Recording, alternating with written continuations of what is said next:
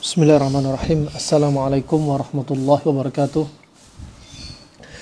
Innal hamdalillah nahmaduhu wa nasta'inuhu wa nastaghfiruh wa na'udzu billahi min shururi anfusina wa min sayyiati a'malina. May yahdihillahu fala mudilla lahu wa may yudlil fala hadiya lahu. Asyhadu an la ilaha illallah wahdahu la syarika lahu wa asyhadu anna Muhammadan 'abduhu wa rasuluh. Amma ba'd. Alhamdulillah, rahiman wa rahimakumullah, Bapak dan Ibu-ibu, bersama majelis kajian Al-Fath, guys. Dalam kesempatan kali ini kita akan melanjutkan materi kajian kita, serial kajian Tibbun Nabawi dan pengobatan Arab klasik. Sebagaimana dari poster yang sudah tersebar, pada kesempatan kali ini kita akan membahas yaitu tentang manfaat tebu. Dan yang pertama perlu diketahui bahwasanya tebu tidak termasuk dalam daftar Tibbun Nabawi, tidak termasuk dalam daftar herbal Tibbun Nabawi. Oleh karena itu tidak bisa kita nisbatkan, kita klaim bahwasanya tebu termasuk Tibbun Nabawi. Dan kedokteran Arab klasik membahas tentang tebu, membahas tentang tebu. Dan kaidah apa yang Nabi SAW tidak bahas bukan berarti tidak boleh dikonsumsi, bukan berarti tidak ada manfaatnya, tidak, ada manfaatnya. Dan perlu diketahui pula bahwasanya herbal yang kita konsumsi itu dibagi menjadi dua. Yang pertama, herbal yang kita konsumsi setiap hari, seperti herbal dapur, seperti bawang, seperti merica, seperti serai, seperti juga kayu manis, seperti cengkeh, juga kadang juga masuk bayam, seledri, dan banyak sekali yang lainnya. Ini termasuk apa? Tanaman herbal yang dikonsumsi setiap hari, termasuk herbal dapur. Dan itu untuk menjaga keseimbangan kita, untuk menjaga kesehatan kita. Dan ada juga yang berikutnya, herbal yang bukan herbal dapur, akan tetapi herbal ini tidak boleh dikonsumsi setiap hari. Tidak boleh dikonsumsi setiap hari. Contohnya seperti herbal yang bukan dapur dan tidak dikonsumsi setiap hari, sebagai misal brotowali, tidak mungkin masuk dapur, karena rasanya yang pahit. Begitu pula kustul hindi, nggak mungkin masuk herbal dapur, tapi dia dikonsumsi ketika dibutuhkan, ketika tubuh membutuhkannya. Ini termasuk herbal yang tentunya digunakan oleh atau diresepkan oleh mereka-mereka yang merekomendasi atau ahlinya kapan dibutuhkan. Nah, ada pun herbal yang dikonsumsi setiap hari, dia aman, dia tentunya dengan takaran tertentu untuk masak, maka itu masih dalam batas aman. Ada herbal dapur, tapi bisa jadi herbal obat. Ini sebenarnya bisa ditambahkan ketiga. Nah, seperti contohnya bawang, pada dosis memasak dia digunakan sedikit, tetapi ketika digunakan untuk mengobati asma, maka dosisnya lain lagi. Ada dosis setiap hari, konsumsi setiap hari, dan ada dosis pengobatan. Dan itu berbeda.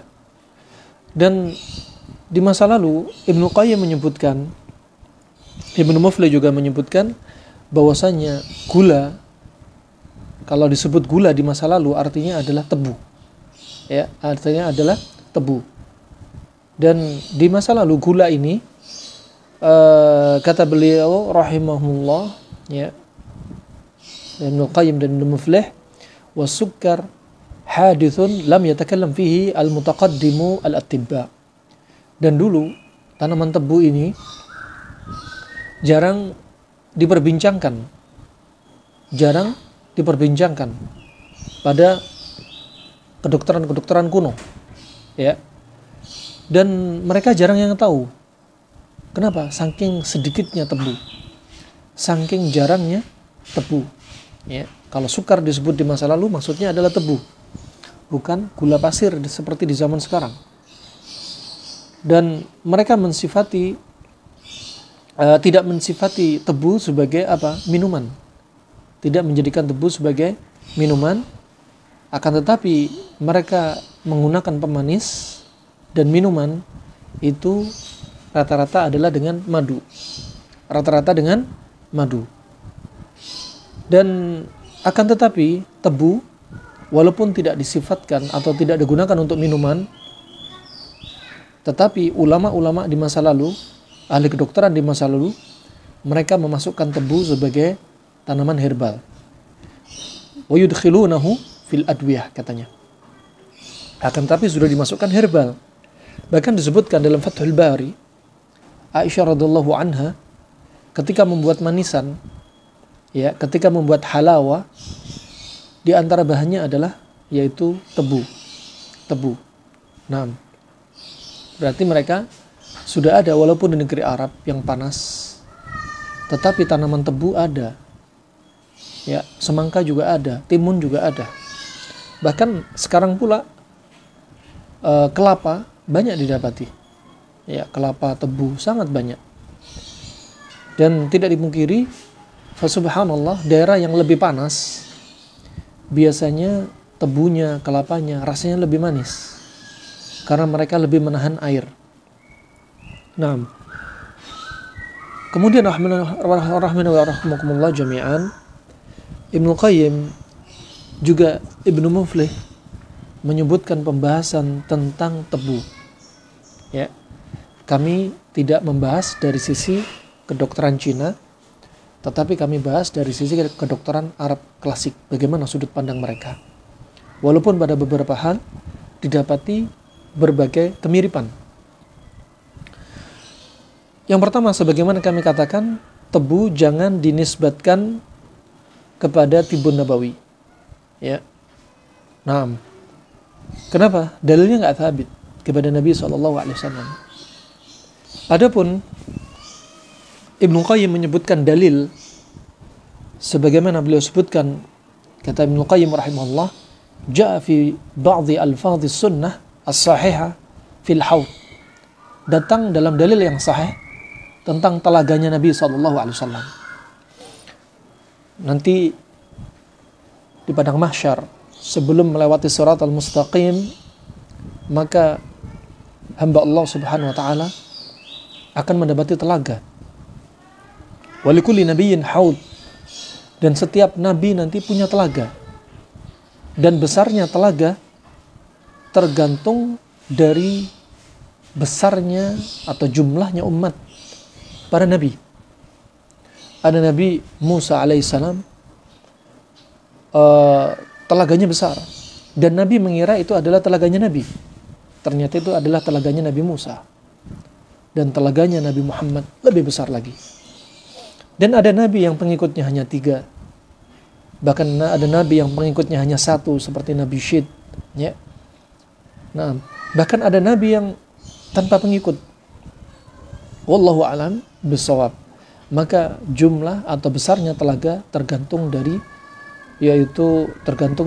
jumlah umatnya. Dan Nabi SAW adalah termasuk Nabi yang telaganya paling besar. Wa man yashrab minhu lam yadhma abada, kata Nabi SAW. Barang siapa yang minum telaga itu, selamanya dia nggak akan pernah haus. Ya, selamanya dia nggak pernah haus.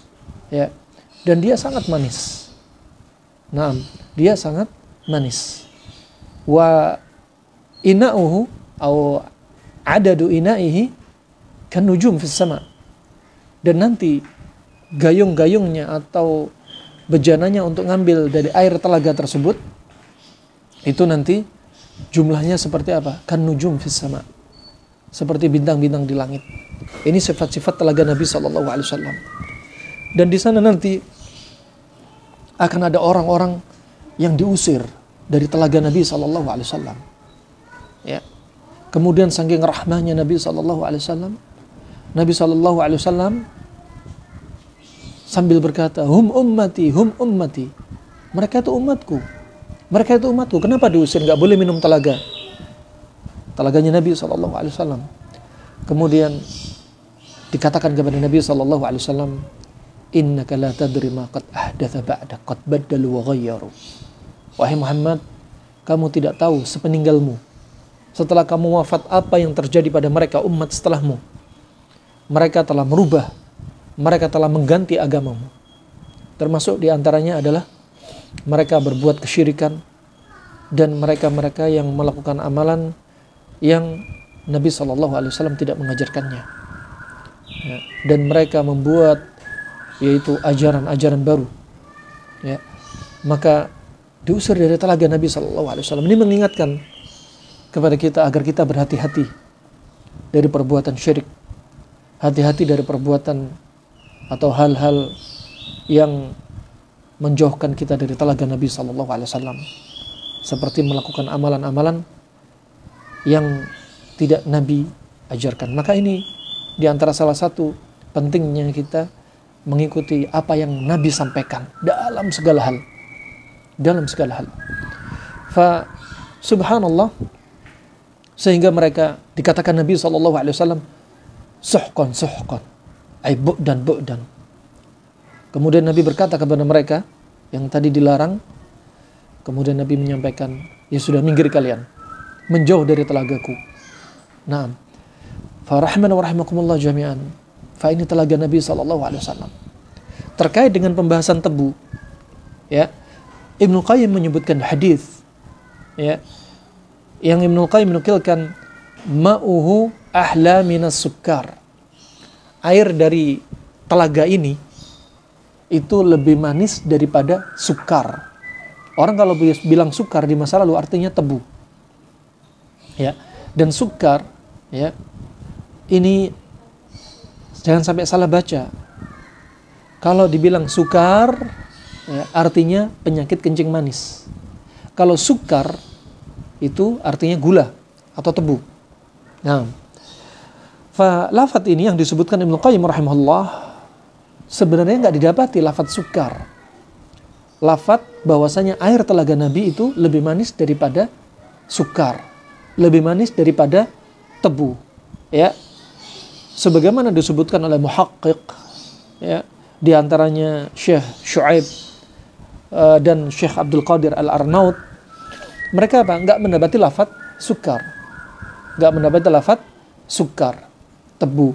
Yang didapati dalam lafaz, dalam hadis yang sahih, seperti hadis Abu Hurairah riwayat Tirmidzi dan yang selainnya, bahwasanya yang benar adalah ahla minal asal, ahla minal asal, ya, lebih manis daripada madu, bukan lebih manis daripada sukar, sebagaimana yang disebutkan oleh Ibnu Qayyim rahimahullah.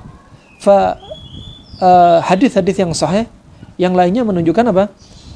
Menunjukkan bahwasanya itu adalah ahla minal asal, lebih manis daripada madu, bukan lebih manis daripada gula atau tebu. Ya. Adapun yang disebutkan Ibnu Qayyim rahimahullah, ya, sebagaimana disebutkan Imam Tirmidzi dari Abu Hurairah dalam Az-Zuhud, ya, marfu'an kepada Nabi SAW, yang disebutkan Ibnu Qayyim menukilkan kemungkinan dari sini, dari Abu Hurairah.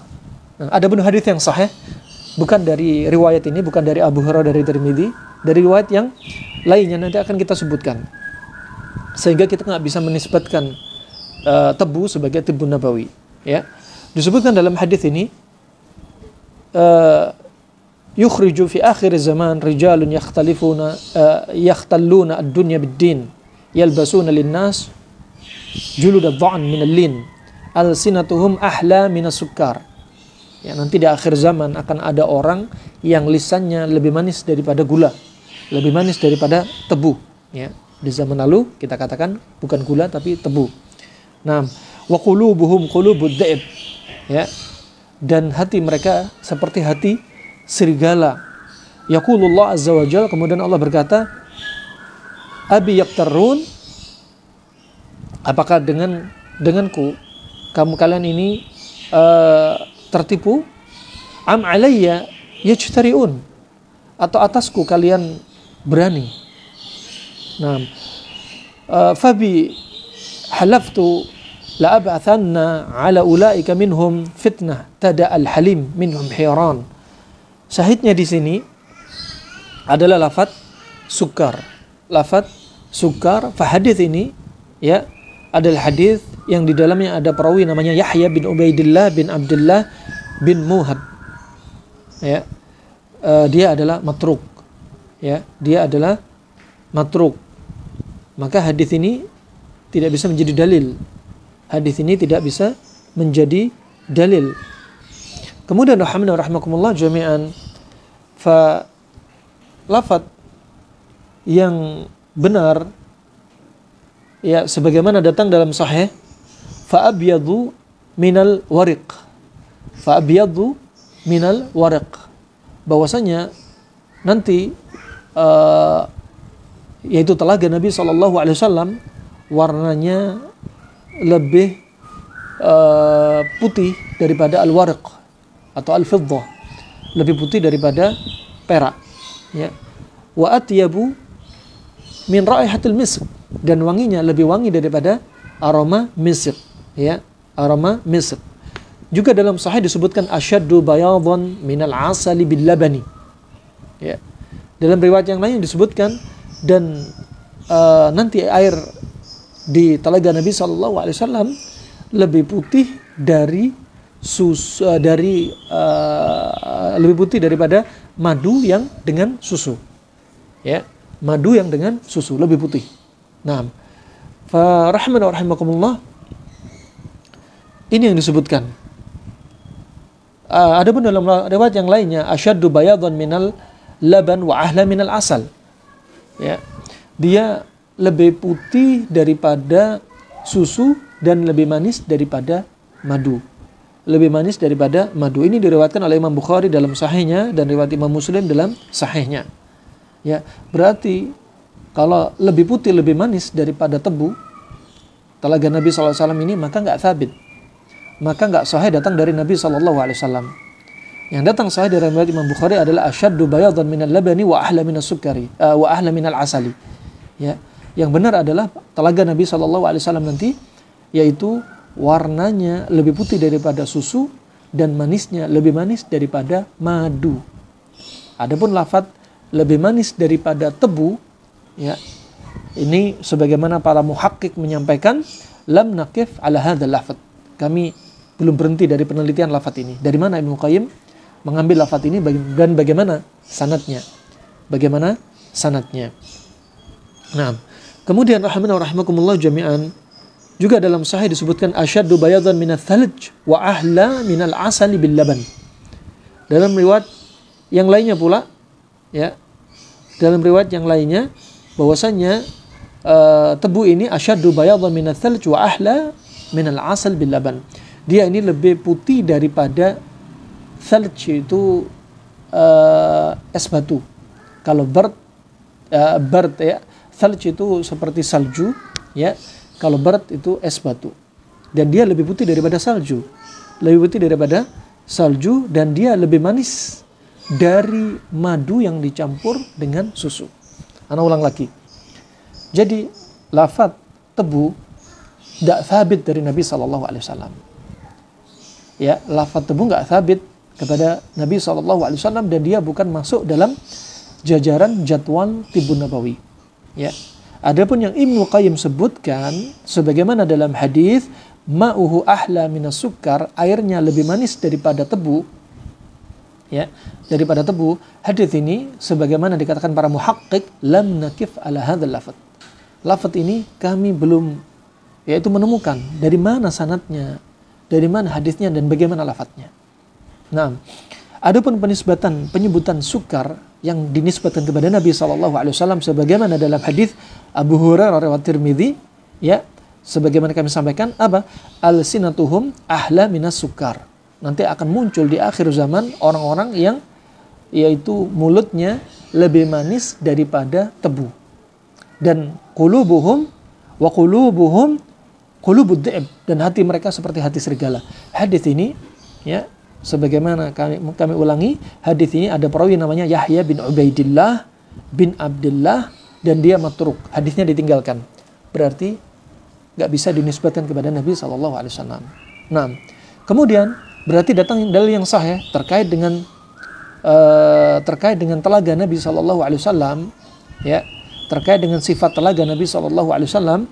Disebutkan yang benar adalah dalam riwayat sebagaimana tadi sampaikan, riwayat Imam Ahmad dalam musnadnya, ya. Riwayat Imam Ahmad dalam musnadnya diantaranya adalah yaitu asyaddu bayadan minal labani wa ahla minal asali. Ini juga riwayat yaitu Imam Bukhari, Imam Muslim. Bahwasanya air telaganya Nabi SAW nanti apa? Asyaddu bayadan minal labani, lebih putih daripada susu, wa ahla minal asali, dan lebih manis daripada madu. Jadi bukan lebih manis daripada tebu, ya. Ini perlu diklarifikasi. Kemudian yang berikutnya dalam riwayat yang lainnya tadi disebutkan, ya, disebutkan dalam riwayat yang sahih, ya, katanya asyaddu bayadan minats thalj, lebih putih daripada salju. Lebih putih daripada salju. Makanya salju diambil dari bahasa Arab. 80% lebih bahasa Indonesia aslinya diserap dari bahasa Arab. Sebagaimana salah satu seorang penerjemah atau pembuat penulis kamus Arab Indonesia, ya. Kemudian wa ahla minal asali bil laban, dan dia lebih manis daripada apa? Madu yang sudah dicampur susu. Maka ini klarifikasi. Nah, lafaz tebu tidak sabit kepada Nabi SAW. Nah, barakallahu fikum. Kemudian yang berikutnya berarti kita sudah tahu tebu, ya. Tebu dijuluki dalam bahasa mereka dengan qasbus sukar. Qasbus sukar, qasb itu seperti pipa, sukar itu manis. Artinya pohon tebu.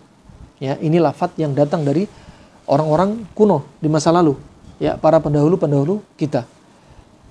Dan kemudian Ibnu Qayyim rahimahullah menyebutkan tentang sifatnya, ya, menyebutkan tentang sifatnya sebagaimana disebutkan bahwasanya sifat yang dirajihkan, dikuatkan oleh Ibnu Qayyim rahimahullah, sifat dari tebu itu, ya, adalah harun ratbun. Harun ratbun, dia panas lembab, ya, panas lembab. Adapun Ibnu Mufli rahimahullah juga menyebutkan sifatnya dia adalah harun fi akhiri ula. Dia sifatnya panas pada derajat yang paling akhir, ratbun fi ula, dan dia sifatnya lembab pada derajat yang pertama. Nah, dan ada yang berpendapat bahwasanya tebu ini adalah sifatnya baridun, sifatnya dingin. Sifatnya dingin. Akan tetapi Ibnu Qayyim lebih merojihkan bahwasanya sifat dari tebu itu adalah panas lembab. Panas lembab. Nanti akan kita sebutkan keutamaan terkait dengan konsep panas dingin. Ya, pembahasan tebu dilihat dari konsep panas dan dingin. Di sini beliau menyampaikan qasbus sukar. Kata Ibnu Qayyim rahimahullah, kita ingin menggabungkan beberapa faedah dari para ulama, dari beberapa kitab. Kemudian kita akan sebutkan faedah dari kedokteran modern di masa sekarang terkait dengan tebu. Beliau sebutkan wa qasbus sukar, pohon tebu. Ya, sebagai ma'ruf, tebu banyak kita dapati di sekitar kita. Bukan sedikit, banyak. Nah, banyak sekali. Dan tebu ini banyak manfaatnya, ya, apalagi tebu yang segar, ya, tidak dipungkiri banyak manfaatnya. berbeda dengan tebu yang sudah olahan sehingga menjadi gula. Tebu yang subhanallah fresh, ya, bahkan bisa untuk mengobati kencing manis. Kenapa bisa demikian? Nanti akan kita bahas. Kemudian sebaliknya dengan tebu yang sudah diolah menjadi gula pasir, fa ini masya Allah banyak kasus kencing manis karena gula dari tebu. Karena gula dari tebu yang sudah melalui pemrosesan. Nah, sampai dikatakan bahwasanya kebutuhan maksimal kita terhadap gula, ya, yang kita konsumsi maksimalnya cukup 3 sendok. Lebih dari itu, satu saat nanti akan muncul yaitu seperti penumpukan gula, ya, sehingga insulin sudah tidak bisa mampu atau tidak mampu lagi untuk mengeluarkan pankreas untuk mengeluarkan insulin. Pada batas tertentu, gula ini bisa dibantu dihancurkan insulin melalui pankreas. Tetapi jika konsumsi gula berlebihan, kemudian pankreas dipaksakan untuk mengeluarkan insulin untuk memecahkan gula ini, maka ada saatnya pankreas akan membengkak sehingga mengalami kegagalan fungsi, sehingga insulin akan jumlahnya berkurang, dan saat itulah terjadi kencing manis. Saat itulah terjadi diabetes. Nah, sehingga gula yang ada dalam tubuh kita nggak bisa dipecah lagi oleh insulin, tertumpuk di dalam tubuh. Nah, nggak lupa atau jarang sekali orang yang yaitu kena gula, penyakit gula, yang mereka ini tidak mengalami luka yang jarang sembuh atau luka gangren. Artinya nggak sedikit, banyak sekali. Nah, kencing manis ada yang mereka bagi menjadi basah dan kering. Yang kering ketika kena luka dia condong cepat persembuhan atau tertutupnya luka. Akan tetapi yang basah, terutama di daerah ekstremitas bawah, di kaki, ketika ada luka dia akan sulit sembuh. Kenapa demikian? Karena banyak gula yang berada di bawah kulit, karena tidak dihancurkan oleh tubuh, karena jumlah insulin yang sudah tidak normal lagi, tidak banyak lagi untuk dikeluarkan dari pankreas, karena kelelahan pankreas dari apa yang kita makan. Antara kita makan gula dengan hasilnya insulin tidak seimbang, sehingga pankreas memaksakan, dia membengkak, insulin berkurang. Saat itulah terjadi diabetes mellitus. Adapun sebaliknya, ada kasus diabetes insipidus, ya, kebalikan dari kencing manis. Apa itu? Seperti hipoglikemi. Gulanya sangat rendah. Kenapa? Karena insulin terlalu banyak. Kalau insulin terlalu rendah, karena fungsi pankreas sudah menurun, ya, maka terjadilah kencing manis, ya, hiperglikemi, diabetes mellitus. Kemudian seandainya sebaliknya, ya, insulin terlalu tinggi, ya, maka terjadilah hipoglikemi, ya, atau diabetes insipidus, ya. Kenapa? Karena insulin terlalu banyak sehingga banyak gula yang akhirnya yang akhirnya dipecahkan. Kemudian terjadilah hipoglikemi. Masya Allah. Kembalinya kepada apa? Berarti kembalinya kepada pola makan. Untuk apa? Menormalkan hormon insulin. Subhanallah. Lagi-lagi pola makan. Rahimana wa rahmakumullah jami'an. Dilanjutkan kata Ibnu Qayyim rahimahullah, wa qasbu sukar harun radbun yanfa'u minas su'al. Qasbu sukar atau pohon tebu ini dia sifatnya panas lembab, ya. Kalau sudah jadi gula, kalau sudah menjadi gula, sifatnya dia panas kering, ya. Ketika masih tebu dia sifatnya panas lembab. Tapi ketika sudah proses menjadi gula melalui pemanasan sehingga jadi butir-butir, sifatnya berubah menjadi panas kering. Nah, kemudian rahimakumullah jami'an, dilanjutkan wa qasbu sukar harun ratbun yanfa'u minas su'al. Qasbu sukar ini sifatnya adalah tebu ini sifatnya panas, lembab, dia sangat bermanfaat untuk batuk. Untuk batuk. Dan batuk ini rata-rata adalah termasuk sindrom dingin. Sehingga yang paling bagus adalah menggunakan makanan, minuman yang sifatnya panas atau panas lembab. Kemudian juga wa yajlu ar-rutubata wal mathana, dan dia untuk menghilangkan kelembapan di paru-paru. Ya. Dan subhanallah, selain di paru-paru juga menghilangkan kelembapan di mathana, yaitu di kandung kemih. Tambahan menurut Ibnu Muflih rahimahullah ta'ala, beliau menambahkan faedah bahwasannya dia juga bermanfaat untuk yajlu rutubat sadar, untuk membersihkan kelembapan di paru-paru.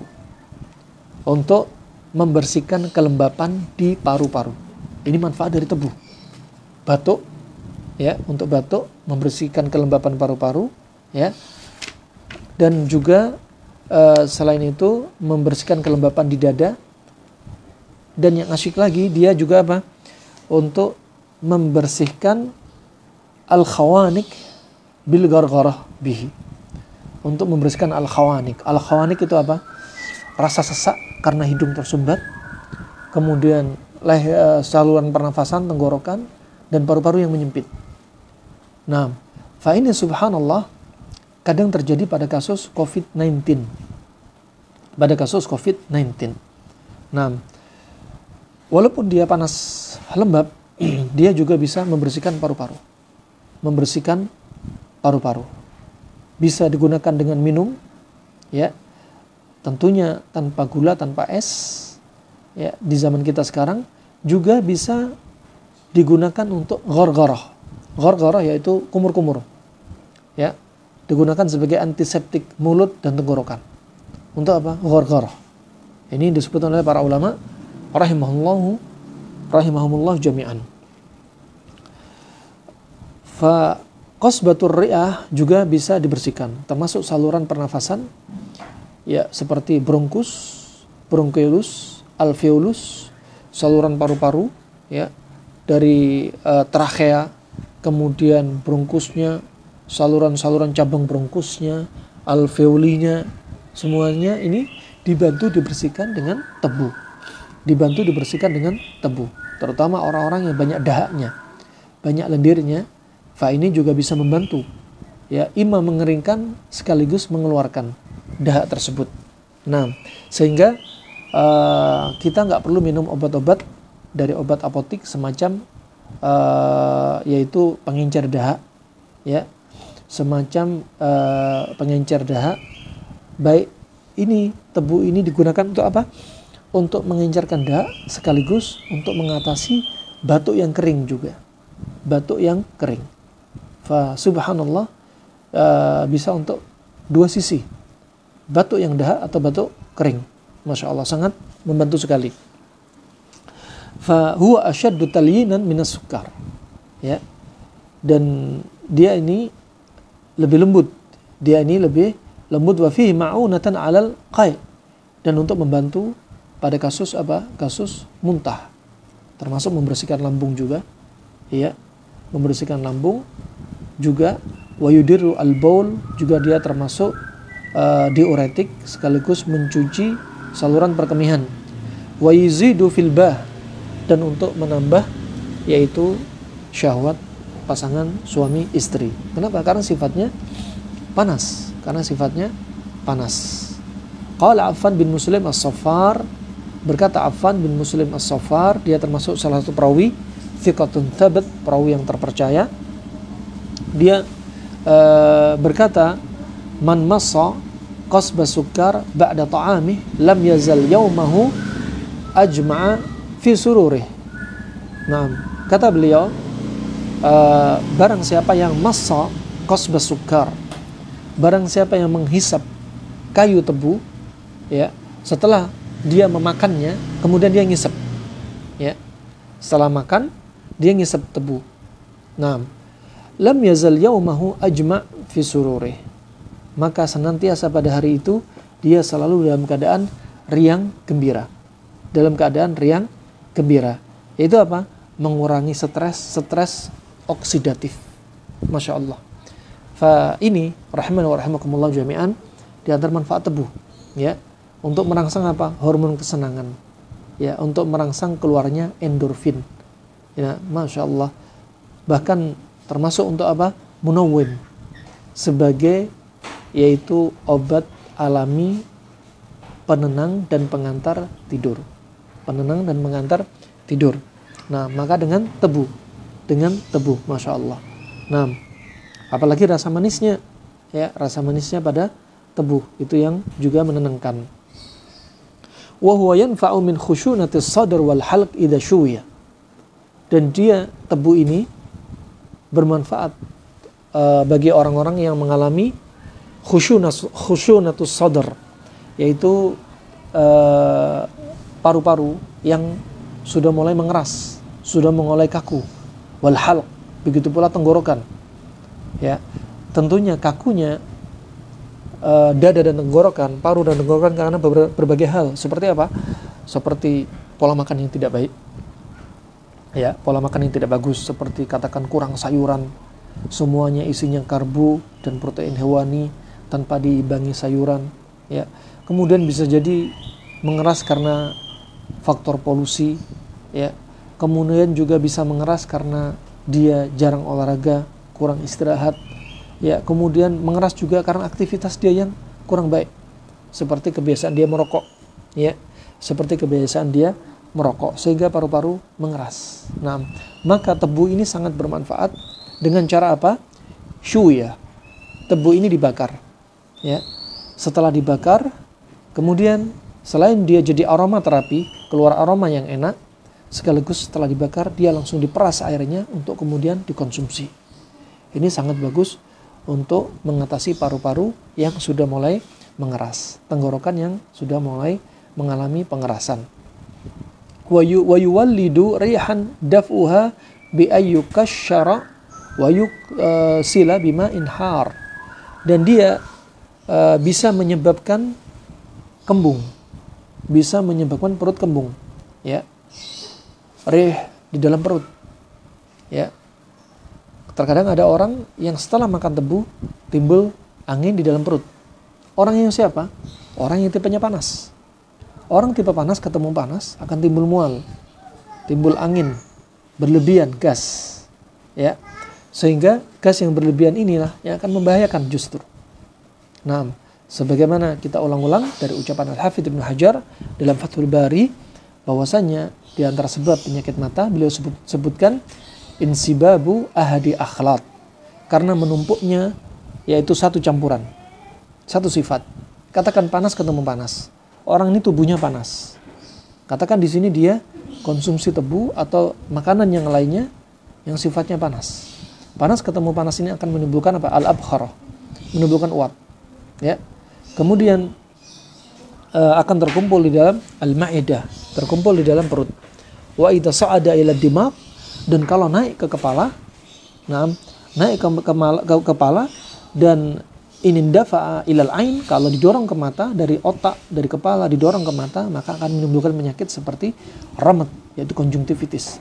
Wa inin dafa'a ilal khayashum, kalau didorong ke hidung akan menimbulkan yaitu zukam. Ya. Wa inin dafa'a ilal liha wa ilal liha yahdutsu al-masyakil atau muskilah fi al-anf wal khannan. Kalau ternyata uap tadi dari otak terdorong di anak lidah ufula dan terdorong di hidung, maka akan menjadikan masalah hidung juga khannan, suara ngorok.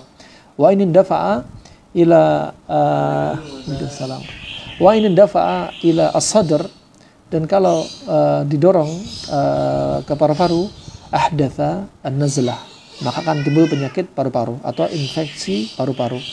Wa inin dafa'a ila al-qalb, dan kalau ternyata arahnya ke jantung, ahdatha syausah, maka akan menimbulkan syausah. Ulama khilaf apa itu syausah. Ada yang berpendapat yaitu pecahnya pembuluh darah jantung. Ada yang berpendapat nyeri perut atau nyeri dada. Fa ini rahimakumullah prinsip, ya. Jika satu makanan menumpuk, satu jenis sifat ini menumpuk, akan menimbulkan apa? Uap. Akan membahayakan tubuh kita. Nah, kita lanjutkan. Kalau seandainya turun, permisi, sebagaimana sering terjadi pada kaum wanita, kalau turun ke bawah, ini selesai ucapan Al-Hafidh. Maka prinsip di sini juga, kalau turun ke alat vital wanita atau rahim wanita, maka apa? Ahdatha al-fitriyat. Maka akan terjadi apa? Seperti fitriyat, keputihan. Fitriyat fil farj, ya, keputihan. Kalau wa in dafa'il jil ahdatha al-fitriyat.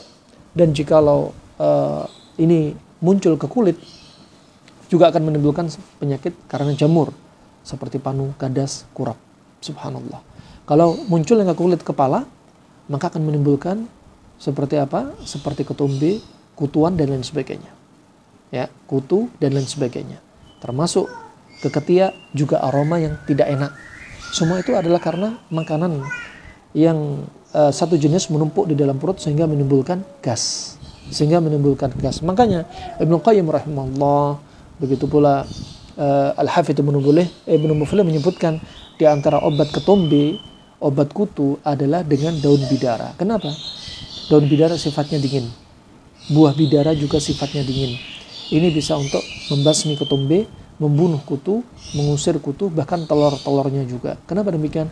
Karena sifat kulit kepala yang panas akan menjadi media yang lembab, yang cocok untuk jamur, ya. Sehingga apa? Penawarnya adalah dengan mendinginkan kulit kepala. Ya, mendinginkan kulit kepala dan diminum untuk mendinginkan dari dalam. Barakallahu fikum. Dan lanjut Al-Hafidh Ibnu Hajar, beliau melanjutkan, jika angin ini nggak bisa keluar, apa kata Al-Hafidh Ibnu Hajar? Yahdutsu as-suda. Jika angin ini nggak keluar, akan menimbulkan pusing. Ya. Maka ini adalah alamat kapan tubuh kita perlu didetoks. Tubuh kita perlu detoks tatkala kita sering pusing, sering ngantuk, perut sering kembung, badan lemes, ya, badan sering demam, ya. Nah, maka ini tanda-tanda tubuh kita perlu didetoks, ya, sulit BAB atau sebaliknya malah diare, maka itu tidaklah normal. Barakallahu fikum. Kemudian rahimakumullah, ini kata Ibnu Qayyim rahimahullah, tebu ini kalau dikonsumsi terlalu banyak atau terlalu sering, makanya tebu sebagai obat. Dikatakan Ibnu Qayyim tebu sebagai obat, bukanlah tebu sebagai menu harian. Dia hanya sebagai obat. Makanya tidak dimasukkan dalam menu harian. Tapi dia hanya sebagai obat. Nah, berarti kita konsumsi gula juga demikian. Nah, jangan sampai menjadi rutinitas. Nah, apalagi berlebihan, lebih dari 3 sendok dalam sehari. Dan tebu ini, kalau imma dikonsumsi berlebihan, satu, imma dikonsumsi orang yang sifatnya panas dan dia konsumsi tebu atau sejenisnya yang sifatnya panas juga, jika sering-seringan apa? Akan menimbulkan gas. Nah, akan menimbulkan gas, inilah yang akan menjadi masalah kesehatan bagi tubuh kita. Sebagaimana yang disampaikan Al-Hafidh Ibnu Hajar. Maka caranya bagaimana? Agar tebu tidak menimbulkan gas. Kata Ibnu Qayyim rahimahullah, bi ayyuqashshara wa yuksala bima'in har. Ya, maka hendaknya apa? Tebu ini dikupas. Tebu ini dikupas. Setelah dikupas, karena tebu ini ada getahnya. Nah, setelah dikupas, setelah itu disiram dengan air panas. Setelah itu Anda konsumsi. Ya, Anda konsumsi.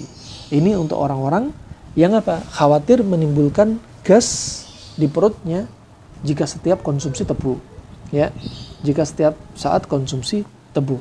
Nah, kemudian wahwa kata beliau wasukar harubul alal asah, dan pohon tebu ini pendapat yang paling sahih kata Ibnu Qayyim rahimahullah, sifatnya adalah panas lembab, panas lembab.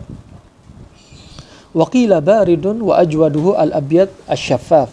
Dan ada yang berpendapat dingin, tapi yang paling kuat adalah pendapat yaitu panas lembab.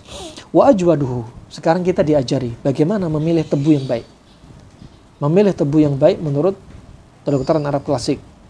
Kata Ibnu Qayyim rahimahullah, wa ajwaduhu, al-abyad asy-syaffaf at-tabarzat at-tabarzat.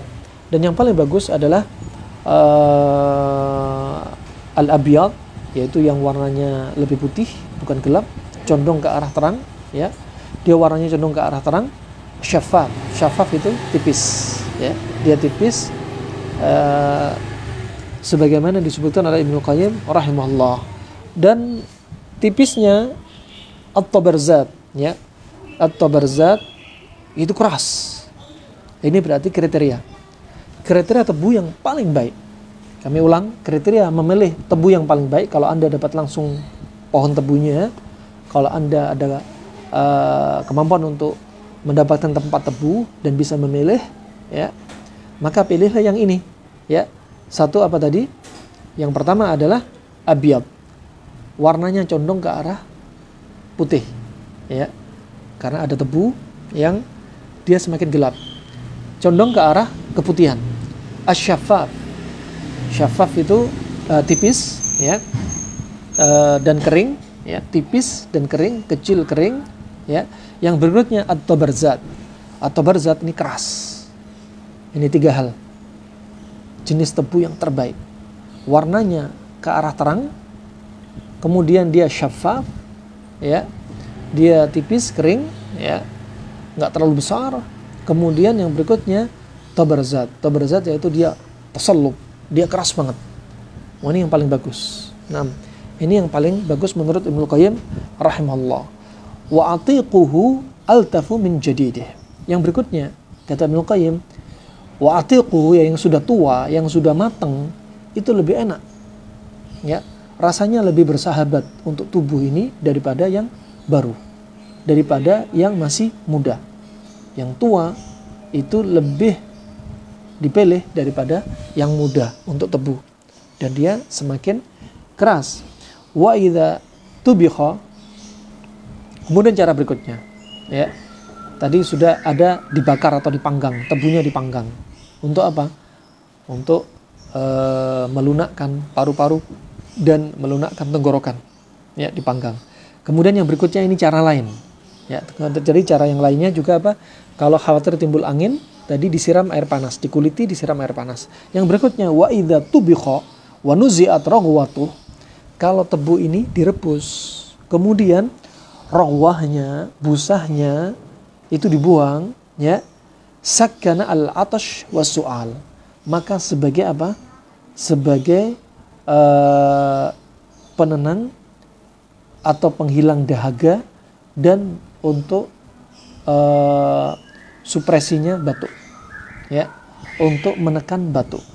Masya Allah, ya. Tebu kalau apa? Direbus. Setelah tebu ini direbus, rawahnya, busanya dibuang, ya, yang di atasnya setelah direbus itu busanya dibuang, maka ini sangat bagus untuk apa? Sakkanal atash wasu'al, sebagai dia penenang atau penghilang dahaga, sekaligus dia sebagai yaitu penenang batuk.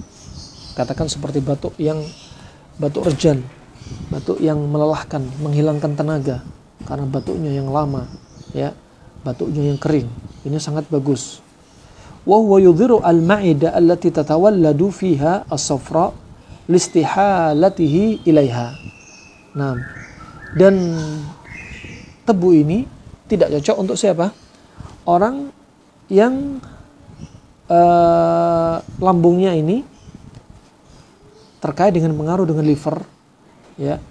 Karena liver ini ada safra seperti bilirubin dan dia mempengaruhi juga pada lambung, maka tebu yang terkandung padanya menghasilkan safra ini, ya, tidak dianjurkan, ya, membahayakan lambung. Wa daf'u dararuhu bima ilimun. Jadi gara-gara tebu, ya, itu akan menimbulkan safra. Safra itu apa? Dikatakan safra itu saudawiyah, yaitu sesuatu yang muncul dari liver, dari liver, sesuatu yang muncul dari bukan saudawiyah, safrawiyah, yang muncul dari liver, sehingga akan membahayakan lambung dia. Jikalau seseorang konsumsi tebu, kemudian lambungnya bermasalah, maka ada penawarnya. Penawarnya adalah bima ilimun au naranj. Penawarnya adalah dengan yaitu jeruk, ya, dengan jeruk, ya, atau dengan naranj. Ya, apa itu naranj? Naranj yaitu seperti citrus aurantium atau dikenal dengan jeruk pahit. Ya, dua-duanya jeruk lemon, jeruk pahit itu sifatnya kira-kira apa? Sifatnya dingin.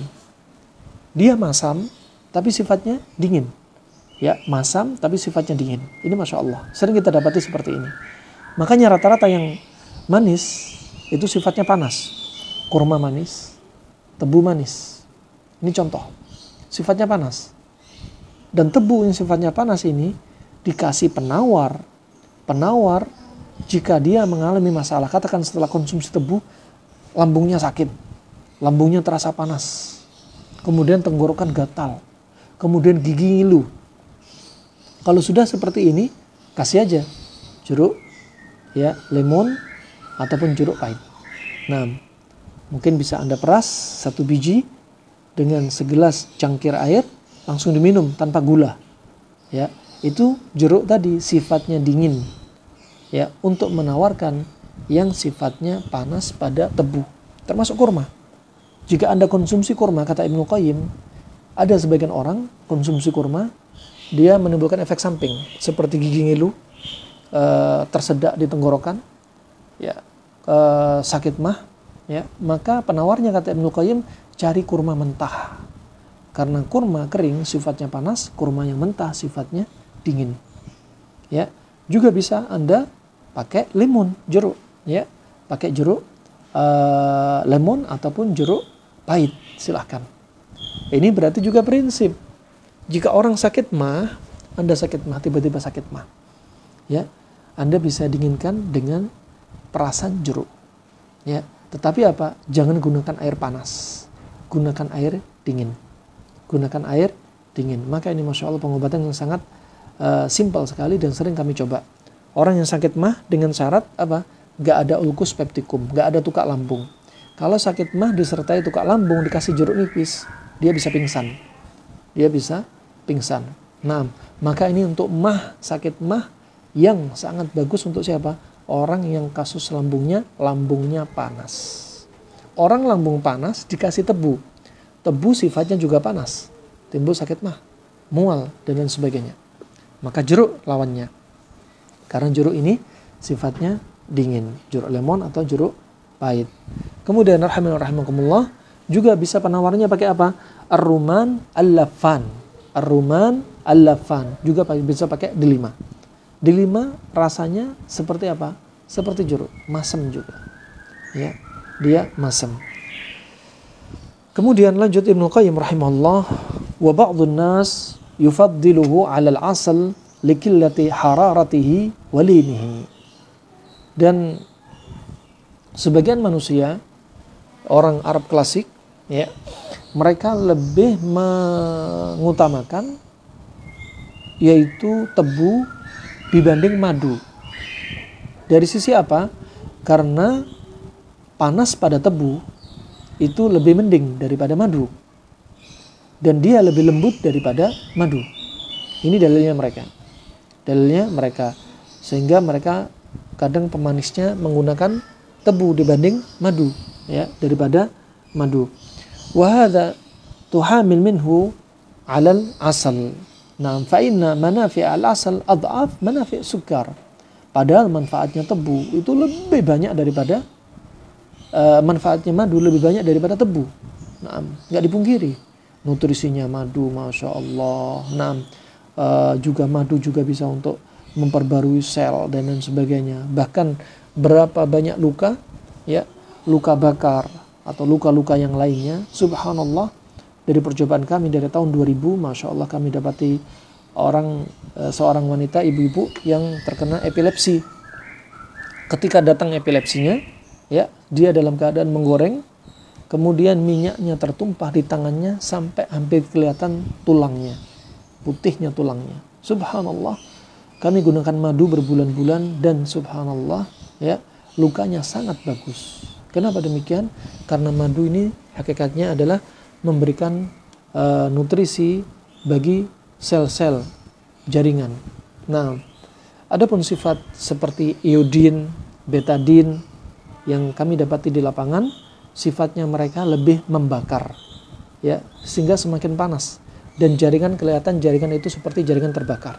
Nah, ini sudah kami coba pada beberapa kasus luka-luka. Madu masya Allah. Bahkan pada kasus kencing manis sekalipun yang sudah gangren lukanya sampai bau, dan madu ini masya Allah. Nah, madu ini sangat banyak manfaatnya dibanding tebu, ya. Tetapi sebagian kedokteran klasik melihat dia tebu lebih baik daripada madu, dilihat dari sisi panasnya lebih mending itu saja. Panasnya lebih mending itu saja. Nah, kemudian waqad ja'alallahu syifaan wa dawaan, dan pada madu ini Allah jadikan apa? Syifa wa dawa. Syifa wa dawa. Nah, Allah Subhanahu wa taala sudah berfirman, wa nunazzilu minal qur'ani ma huwa syifa. Dan kami telah turunkan Al-Qur'an itu dari apa? Dari Al-Qur'an itu obat, pengobatan. Ya, baik syifa ma fis sudur atau syifa al-udwi kata para ulama. Baik itu kesembuhan obat bagi penyakit hati ataupun penyakit fisik. Masya Allah. Ya, Al-Quran itu bukan hanya untuk mengobati ruqyah, pada kasus ruqyah, kejinan, kesurupan. Bukan itu saja. Lihat Nabi SAW ketika disengat kalajengking. Nabi meruqyah dirinya, memegang lokasi sengatannya, ya, dan membaca Al-Kafirun, membaca Al-Falaq, membaca An-Nas, dibaca sampai nyerinya hilang. Nah, jadi bukan hanya untuk kasus-kasus non medis saja, kasus medis juga demikian. Fasubhanallah, ketika Nabi sakit, Nabi sambil membaca, meletakkan pada daerah yang sakitnya, tangannya diletakkan pada daerah yang sakitnya, kemudian Nabi membaca, ya, Bismillah 3 kali, A'udzubillahi wa qudratihi min syarri ma ajidu hadir, sampai 7 kali. Ya, ini menunjukkan bahwasanya apa-apa zikir ini termasuk dzikir, inti dari zikir Al-Quran itu bukan hanya untuk penyakit hati, penyakit jiwa juga, fisik juga. Bahkan saudara-saudara kami yang mereka terkonsentrasi dengan bidang mereka dalam ilmu ruqyah, ada di antara orang-orang yang dia menderita stroke dan dia sembuh dengan ruqyah dengan izin Allah Subhanahu wa taala. Dan ini tidak bisa dipungkiri. Dan itu terjadi.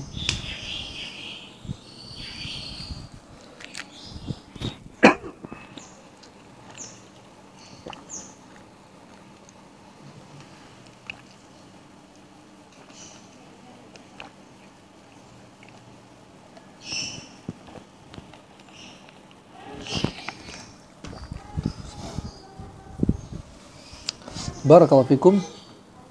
Kemudian kata Ibnu Qayyim rahimahullah, ya, dia ini adalah syifaan wa dawaan, ya, kesembuhan sekaligus obat, kesembuhan sekaligus obat. Farahman rahimakumullah, kami sampaikan Al-Quran itu bukan hanya untuk penyakit hati, bukan hanya untuk mengobati jin dan kesurupan, bahkan bisa mengobati fisik, bahkan bisa mengobati kasus fisik. Sebagaimana kami sampaikan tadi, Nabi SAW disengat kalajengking. Beliau meruqyah, pertama beliau menganjurkan sahabat, meminta kepada sahabat untuk dihadirkan air dengan garam untuk mendinginkan sifatnya racun yang panas dan menarik racun, yaitu enzim protein racun tadi masuk dalam tubuh sehingga diikat oleh garam untuk keluar.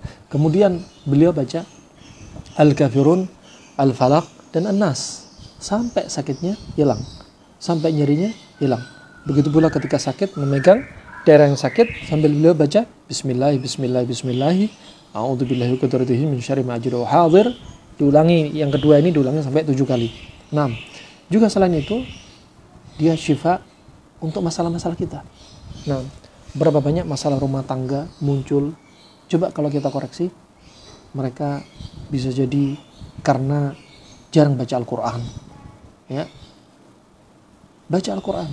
Nah, untuk menghilangkan masalah-masalah Anda juga, Masya Allah, untuk menenangkan hati Anda juga. Nah, dan bukan hanya dibaca, diamalkan, difahami maknanya. Dengan membaca Al-Quran, kita bisa berakhlak dengan yang ada di dalam Al-Quran. Sebagaimana Nabi SAW pernah ditanya Aisyah radhiyallahu anha dari akhlak Nabi, wa kana akhlaquhu Al-Quran, dan akhlaknya Nabi SAW adalah Al-Quran. Kemudian wa idaman wa halawatan, dia juga bisa menjadi lauk. Tebu ini bisa menjadi lauk. Wa halawatan, juga bisa menjadi manisan, permen.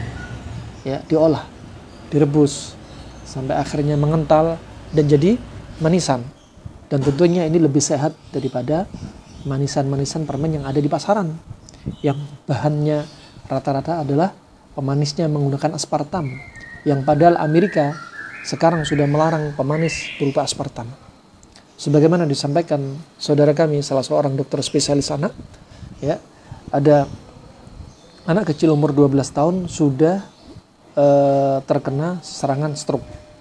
Ya, setelah mereka teliti apa sebabnya, ternyata karena minuman atau segala sesuatu makanan-makanan instan yang terkandung padanya aspartam. Yang mana aspartam ini diantara efeknya adalah yaitu menyebabkan pembuluh darah di otak semakin menyempit, sehingga kebutuhan oksigen di otak semakin sedikit, terjadilah iskemia, otak kurang oksigen. Nah, terjadilah stroke. Subhanallah, bahaya. Daripada bikin manisan, mending Anda bikin manisan dari tebu, direbus sampai jadi manisan tebu. Atau bisa jadi apa tadi? Idaman. Makanya tadi kata Affan bin Muslim As-Saffar, dia mengatakan man massa as-sukar ba'da ta'amih. Barang siapa yang menghisap tebu setelah dia makan, ya, lam yazal yaumahu ajma' fi sururih. Maka senantiasa dia, keseharian dia, hari itu dia apa? Terkumpul rasa senang pada dirinya. Nah, rasa senang pada dirinya. Dan ini untuk mengurangi apa? Untuk mengurangi stres oksidatif. Nah, dia merangsang apa? Endorfin untuk keluar, hormon kesenangan keluar. Nah, ini Masya Allah. Nah, tebu ini ternyata asyik sekali kalau dikonsumsi untuk orang-orang yang sedang mengalami kesedihan, ya, untuk orang-orang yang sedang butuh apa? Hiburan. Termasuk ada makanan yang bagus di sini. Jangan bilang tibu nabawi, tapi kedokteran Arab klasik menggunakan apa? Tebu. Setelah makan, Anda makan diisep. Nah, ini beberapa saudara kita, ada saudara kita juga yang Masya Allah setiap hari pakai konsumsi ini. Habis makan diisep, ngisep tebu, makan ngisep tebu. Nah, tapi lihat kondisi tubuh dia. Kalau tubuh dia sudah panas, maka jangan terlalu banyak mengkonsumsi tebu. Nah, kemudian wa aina naf'us sukar min manafi'il asal. Yang kalau dibandingkan tebu dengan madu, ya jauh beda. Tentunya jauh beda. Nah, tetapi mereka lebih mengutamakan tebu. Kenapa? Tebu nggak terlalu panas sebagaimana panasnya madu. Dia panasnya lebih mending, lebih jinak. Di antara manfaatnya, manfaat tebu dibandingkan madu, ya, disebutkan Ibnu Qayyim rahimahullah, dari sisi apa dibilang tebu lebih manfaat daripada madu? Nah, dari sisi bukan dari pendalilan Al-Quran, bukan. Jelas, kalau Al-Quran sudah menjelaskan bagaimana apa yang keluar dari perut lebah. Jelas. Nah, keluar dari perut lebah, baik itu madunya, baik itu air liur lebahnya. Nah, maka yang dimaksudkan di sini adalah diantaranya yaitu dari sisi apa? Manfaat untuk beberapa kasus. Contoh, min taqwiyatil ma'idah, untuk menguatkan lambung.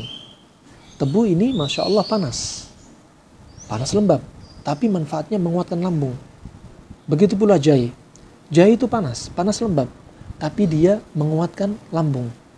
Ya, menguatkan lambung. Padahal ini panas. Nah, adapun situ ada jeruk. Jeruk ini sifatnya dingin walaupun dia masam. Ya, dingin walaupun dia rasanya masam. Nah, kecuali tadi jeruk jangan dikonsumsi untuk orang-orang yang mengalami tukak pada lambung. Kemudian di antara manfaatnya pula wa talyinu taba'. Wa talyinu taba', dan dia untuk melunakkan taba'. Taba' apa? Tabiat pada tubuh. Tabiat pada tubuh dari sifat yang ada dalam tubuh, ya. Baik itu nanti terkait dengan madah imtilaiyah atau mizajiyah. Ya, imtilaiyah atau mizajiyah. Imtilaiyah seperti apa? Damawiyah, terkait dengan jantung, ya, kemudian safrawiyah terkait dengan liver, kemudian saudawiyah terkait dengan limpa, dan balghamiyah terkait dengan otak misalkan, dan imtilaiyah terkait dengan panas, lembab, kering, dingin. Nah, wallahu a'lam bishawab. Kemudian wa ihdadul basar, dan tebu ini bagus untuk apa? Untuk menguatkan pandangan mata, untuk menajamkan pandangan mata dengan menggunakan tebu. Kita katakan tebu bukan klaim, bukan masuk tibu nabawi, tapi dia masuk pengobatan Arab klasik. Kenapa? Karena dia membersihkan apa? Lambung. Dahak-dahak kotoran di lambung dibersihkan dengan tebu. Juga disebutkan Muqayyim di antara untuk menjernihkan mata dengan apa? Terapi istiqa, terapi muntah. Di antara manfaat terapi muntah menguatkan pandangan mata karena membersihkan lendir di lambung dengan cara merangsang anak lidah, dirangsang untuk memuntahkan apa yang ada di dalam lambung. Adapun yang datang dari Nabi SAW sebagaimana riwayat Abu Daud disahkan Syekh Albani rahimahullah dalam Sahih Abi Daud, kata Nabi SAW menggunakan apa? Di antaranya batu ithmid. Ya, khairu iktihalikum al-ithmid. Sebaik-baik kalian menggunakan celak adalah celak ithmid, dari batu ithmid yang dia warnanya hitam condong ke arah kemerahan, ya, dan didapati banyak di negeri Hijaz. Dan kata beliau sallallahu alaihi wasallam, fa innahu yajlu al-basar wa yumbitu asy'ar, karena dia untuk apa? Menjernihkan mata dan menumbuhkan rambut. Ini yang datang dari Nabi sallallahu alaihi wasallam. Ada datang dari Nabi, katakan dari Nabi. Yang bukan dari Nabi berarti ya cukup katakan dari disiplin ilmu kedokteran yang lainnya. Kemudian wajila'ud dzulmatihi, juga di antara manfaatnya adalah untuk menjernihkan, yaitu pandangan buram atau kabur pada mata. Buram atau kabur pada mata. Nah, coba dilihat di sini masih ada kaitannya. Buram dan kabur pada mata juga sekaligus dia untuk mengatasi katarak, yaitu buram pada mata di antara sebab katarak. Tentunya pada apa? Stadium awal. Pada stadium awal, pada katarak stadium 1 atau 2. Bisa di antara menggunakan apa? Anda konsumsi tebu. Konsumsi tebu. Nah, Masya Allah. Kemudian rahmatullah jami'an, di antara manfaatnya yaitu di antaranya juga wa ibra'ihi minal falij wal laqwah. Dan di antara manfaat tebu adalah untuk menghilangkan kasus atau menyembuhkan atau sebagai pengobatan pada kasus al-falij, yaitu syalal niswi, yaitu pada kasus stroke, ya, kasus stroke, ya, lumpuh separuh. Juga al-laqwah, al-laqwah yaitu al-iwaj fi syakil wajah, yaitu apa? Pada kasus Bell palsy, ya, jadi orang lumpuh separuh, atau pada kasus wajah merah Bell palsy, masalah pada saraf ketujuh, ya. Nah, ini bisa menggunakan tebu. Nah, bisa menggunakan tebu. Nah, wa min jami'il al-ilal al-barida allati tahdutsu fi jami'il badan min rutubat. Dan banyak sekali kasus-kasus yang sifatnya dingin, kata beliau, yang sifatnya dingin yang terjadi karena badan ini terlalu lembab. Badan ini terlalu lembab. Nah, fayajdibuha min qa'ril badan, sehingga panasnya tebu ini untuk mengisap atau mengeluarkan kelembapan tadi min qa'ril badan, dari tubuh atau badan yang yaitu dalam, dari tubuh yang atau organ yang dalam. Wa min jami'il badan, dan dari semua badan. Wa hifdzu sihhati tasminihi wa taskhinihi, ya, Dan termasuk penjagaan kesehatan adalah diantaranya memanaskan. Memanaskan apa? Sesuatu yang lembab. Memanaskan sesuatu yang sudah lembab biar kelembapan ini terbakar. Biar kelembapan ini terbakar. Wa ziyadati fil bah, dan diantaranya untuk menambah albah, yaitu albah, dan menambah albah yaitu menambah hubungan pasutri suami istri atau syahwatnya. Wa tahlil wal jila, dan juga untuk membersihkan apa unsur-unsur yang ada di dalam tubuh, membersihkan unsur-unsur sisa-sisa ekskresi di dalam tubuh. Ya, maka sangat bagus sekali ini manfaat tebu. Wa fathu afwahi al-uruq, dan di antara manfaat tebu adalah untuk membuka atau melebarkan pembuluh darah kita. Nah, pembuluh darah kita bisa jadi tersumbat karena apa? Karena efek dari LDL yang tinggi. Ya, kalau orang sebut ya dengan sebutan lemak jahat, ya, lemak jahat. Nah, mereka sebut demikian. Nah, kemudian dia akan menyebabkan plak-plak di dalam pembuluh darah. Ini pembuluh darah, kemudian nempel, ya, nempel di sini LDL ini jadi plak-plak. Nah, sehingga semakin yang tadinya besar karena plak-plaknya nempel akan semakin menyempit. Ini jadi masalah, ya, terutama kalau di otak, kebutuhan oksigen di otak berkurang, ya, dimulai dengan gejala sering menguap, dimulai dengan gejala sering ngantuan, ya, atau juga disertai dengan gejala sering lupa, dan ujung-ujungnya bisa sampai terjadi stroke. Dan kemudian masalah yang berikutnya adalah pembuluh darah tidak elastis lagi. Kenapa?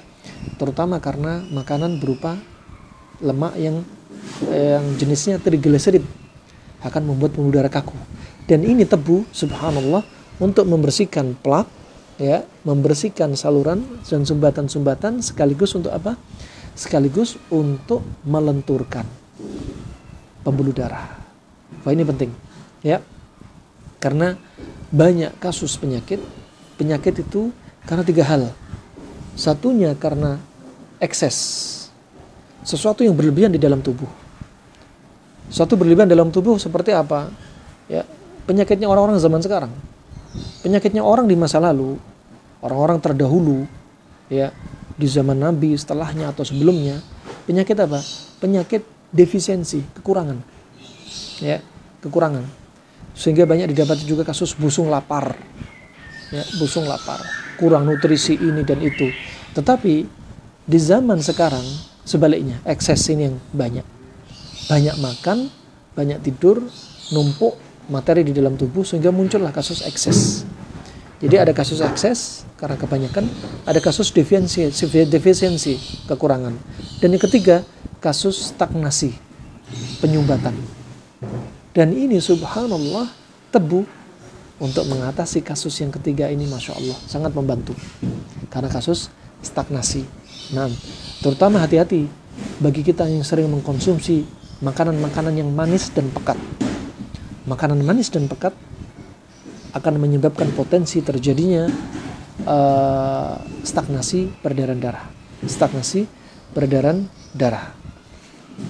Dan ini tebu ini, ya, dia manis dan tidak terlalu pekat, ya, lebih condong ke arah encer, ya, lebih condong ke arah encer. Barakallahu fikum.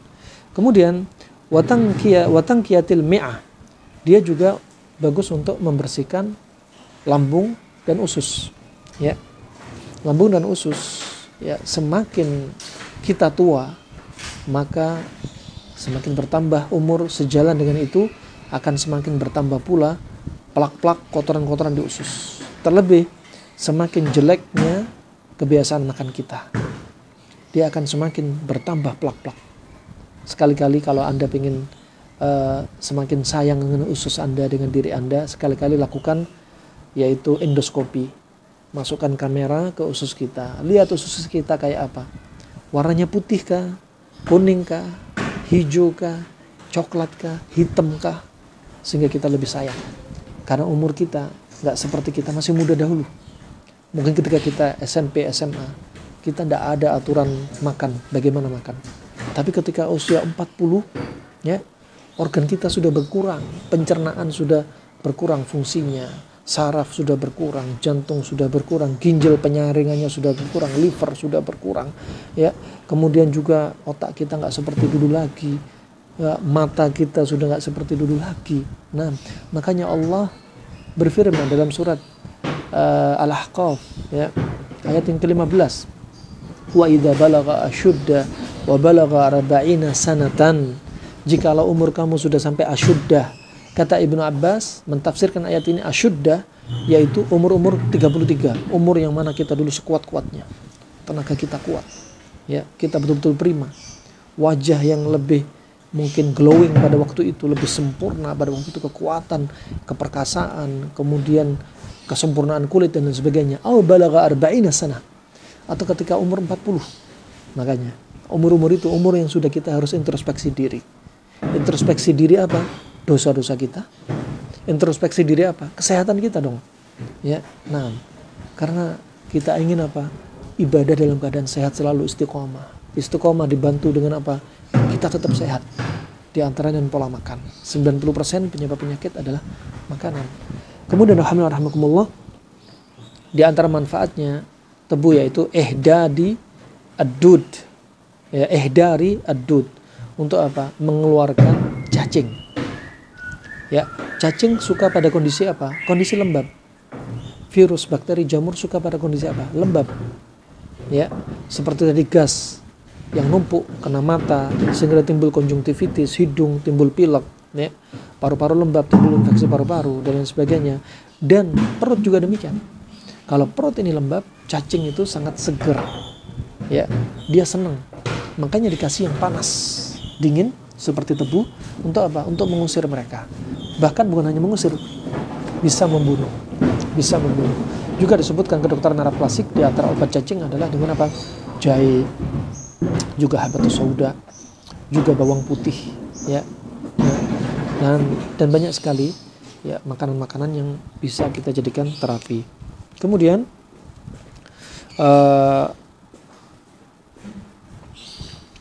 alhasil kata Ibnu Qayyim bil jumlah fala syai'an fa minhu lil badan. Sampai bagusnya manfaat tebu ini, sampai beliau dengan balaghahnya menyampaikan ya enggak ada yang lebih manfaat daripada tebu. Coba. Ini hanya balaghah saja. Nah, ada yang manfaat lebih manfaat dari tebu, ada sebenarnya, tapi saking banyak manfaatnya beliau mengucapkan seperti ini. Wa fil ilaj wa ajzil adwiyah. Ketika kapan? Ketika untuk pengobatan atau ketika obat itu lemah. Ya, tebu ternyata menjadi pilihan. Wa hifdzi qawaha wa taqwiyatil ma'ida ila atafil hadzal manafi' fa aina lisukar mithlu hadzal manafi' wal khasa'is aw qaribun minhu. Ini yang beliau sampaikan Ibnu Qayyim rahimahullah. Kemudian ada tambahan pula dari Muhammad bin Muflih. Beliau mengatakan bahwasannya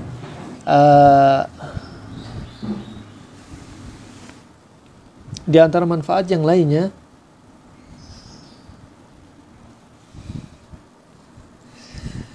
dia bermanfaat untuk mengatasi, sudah kami sampaikan tadi sebagaimana cocok dengan ucapan Ibnu Qayyim. Ibnu Qayyim menyebutkan tadi bahwasannya di antara manfaat tebu adalah talyinut tiba' wa ihdadil basar wa jila'id dhulumatih. Ya, wa jila'id dhulumatih. Ya, di antara manfaat tebu adalah menajamkan pandangan mata, juga untuk menjernihkan buram atau kegelapan pada pandangan mata. Kemudian Ibnu Muflih menyebutkan wa yanfa'u minal bayat ar-raqiq alladhi fil ain. Dan ini juga bermanfaat untuk apa? Putih yang tipis yang ada di mata, maksudnya di pupil. Yaitu apa? Katarak. Berarti tebu ini menjaga terjadinya katarak sekaligus untuk apa? Untuk menghilangkan orang yang sudah kena katarak. Orang yang sudah kena katarak. Bahkan ada katarak seperti katarak diabetik. Katarak diabetik, katarak karena kencing manis. Ini subhanallah satu paket. Satu paket. Kencing manis ternyata bisa diobati dengan tebu, katarak juga dengan tebu. Sambil menyelam, bukan hanya minum air, minum susu sekalian. Ya. Nah, kenapa? Ngobati katarak, kencing manisnya sembuh juga. Nah, dua hal didapati. Nah, Barakallahu fiik. Dan di sini sebagaimana kita sampaikan dalam pertemuan sebelumnya, coba kalau kita lihat kisahnya Nabi Yakub yang matanya buta, ya, yang beliau ini butanya karena sedih. Nah, sedih. Sebagaimana Allah sebutkan dalam surat Yusuf ayat 84, wa abyadat aynahu minal huzni fa huwa kadhim. Dan kedua mata Nabi Yakub memutih. Kenapa? Karena sedih yang numpuk. Nah, sebagaimana kita ulang-ulang, sedih yang numpuk ini, kata dokter dari Mesir, dokter di masa sekarang, ya, sedih ini menyebabkan adrenalin meningkat. Nah, kalau terus-menerus meningkat terus. Kalau meningkat terus, bikin insulin turun. Kalau insulin turun, gula darah naik. Gula darah naik, ya, ini menyebabkan apa? Katarak diabetik. Ya, katarak diabetik. Dan Muqatil rahimahullah, salah satu ahli tafsir, menyebutkan Nabi Yakub ini sedih hampir sekitar 40 tahun, sehingga karena sedihnya menyebabkan kebutaan sekitar 6 tahun. Sekitar 6 tahun. Wah, ini subhanallah, ya. Katarak diabetik ini karena kencing manis sangat bagus menggunakan tebu. Sangat bagus menggunakan tebu. Terutama ini pengobatan dari sisi makanan, tapi pengobatan dari sisi jiwa penting untuk diobati. Jika sebabnya sedih, maka terapinya adalah mengobati sedihnya pula. Dan itu yang paling penting. Itu paling penting. Sebagian ahli pengobatan menyebutkan bahwasanya di antara faktor kesembuhan di antaranya 50% itu di antaranya adalah perasaan. Nah, perasaan. Ketika kena COVID, swab, kemudian dia drop, nah, maka perasaan ini mengaruh. Drop kenapa? Karena ketakutan berlebihan. Karena media yang menakut-nakuti. Nah, biasa saja. Nah, orang kena COVID juga belum tentu meninggal. Nah, berapa banyak orang COVID? Banyak yang sembuh. Maka itu penting perasaan. Ketika kena stroke, dia nggak ada keinginan untuk sembuh. Perasaan nggak punya keinginan untuk sembuh. Saat itu dia lama. Maka perasaan itu sangat penting sekali. Nah, dan mutlak semuanya kesembuhan tentunya milik Allah Subhanahu wa taala. Tapi sebab-sebabnya di antara 50% adalah perasaan. 50% adalah perasaan. Nah, termasuk katarak diabetik di antaranya karena diabetes, dan diabetes sering kita dapati juga muncul ternyata karena perasaan, sedih. Pola makan sudah oke, Masya Allah, ternyata sedih ini sangat pengaruh sekali. Sedih sangat pengaruh. Nah, barakallahu fikum. Kemudian rahimakumullah jami'an, Ibnu Muflih juga menyebutkan di antara manfaatnya, ya, orang yang makan tebu terlalu tua, ya, dan terlalu sering, yuwallidu daman akkaran wa yuhiju as-safra, akan menimbulkan apa? Orang yang makan tebu tua terlalu sering akan menimbulkan apa? Daman akkaran, ya, yaitu akan menimbulkan darah yang keruh, ya, darah yang keruh, darah yang kotor, darah yang sangat pekat. Nah, kalau terlalu sering, ya. Nah, wa yuhiju safra, kemudian akan menyebabkan safra. Apa safra?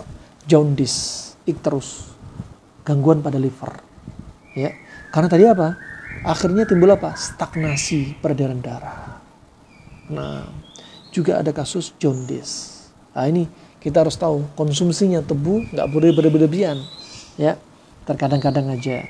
Jangan sekali konsumsi langsung banyak atau banyak setiap hari. Anda konsumsi, ya, ketika dibutuhkan, ya, atau Anda konsumsi sesekali. Nah, itu yang direkomendasi. Barakallahu fikum. Kemudian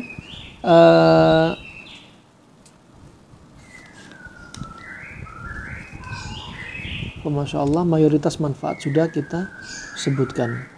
Manfaat rata-rata sudah kita sebutkan. Adapun dari sisi kedokteran modern kita akan sebutkan, ya. Mereka meneliti bahwasanya tebu itu terkandung padanya polifenol. Polifenol ini sebagai antioksidan, dan dia untuk melindungi tubuh dari yaitu dari kerusakan-kerusakan, ya, dari kerusakan-kerusakan akibat apa? Radikal bebas atau racun, ya. Tidak seperti pada gula. yang dia hanya mengandung glukosa saja. Gula hanya mengandung glukosa. Tebu yang masih fresh ini mengandung apa? Polifenol.